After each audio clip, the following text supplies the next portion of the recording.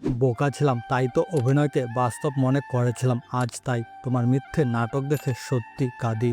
নিঃশ্বাস ও বিশ্বাসের মধ্যে দারুণ মিল আছে, হারিয়ে গেলে মূল্য তার বোঝা যায়। কিছু মানুষকে দেখলে মনে হয় কত খুশি, কত হাসি খুশি, কিন্তু দেখবেন এই মানুষগুলো ভিতরে জ্বলছে। সময়ের সাথে সাথে মানুষ ভুলে যায় অনেক কিছু, কিন্তু কিছু কথা কিছু মানুষ মনে রাখে চিরকাল। নিজেকে ভালো না বাসলে অন্যকে ভালোবাসা সম্ভব নয়। মানুষের সংজ্ঞা জানতে চান যারা কিনা ১০০ উপকার ভুলে একটা ভুল নিয়ে খোঁটা দেয়। কি দরকার ছিল এমন নাটকের অভিনয় করার?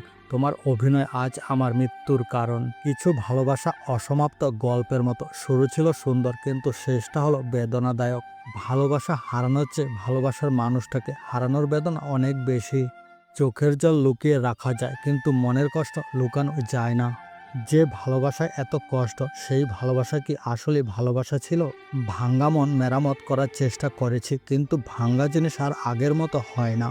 কষ্টের মধ্যেও একটা আশা আছে, হয়তো কোনোদিন আবার ভালোবাসা আসবে। আমি কতটা কষ্ট সহ্য করতে পারি সারা জীবন তারই পরীক্ষা নিলে। ভালোবাসার মানুষটাকে হারানোর চেয়ে বেদনা আর কিছুই নেই। ভুল বোঝাবুঝি থেকে শুরু হয় দূরত্ব, যা কখনো কখনো হয় অপূরণীয়।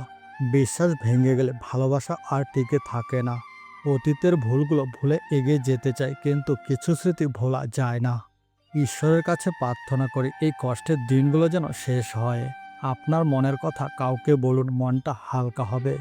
আর কারো কাছে কোনো কিছু প্রত্যাশা করি না, কেননা একা বাঁচতে শিখে গেছি। হাসি দিয়ে মুখ ঢেকে রাখি, কিন্তু ভাঙ্গা হৃদয়ের দাগ কেউ দেখে না।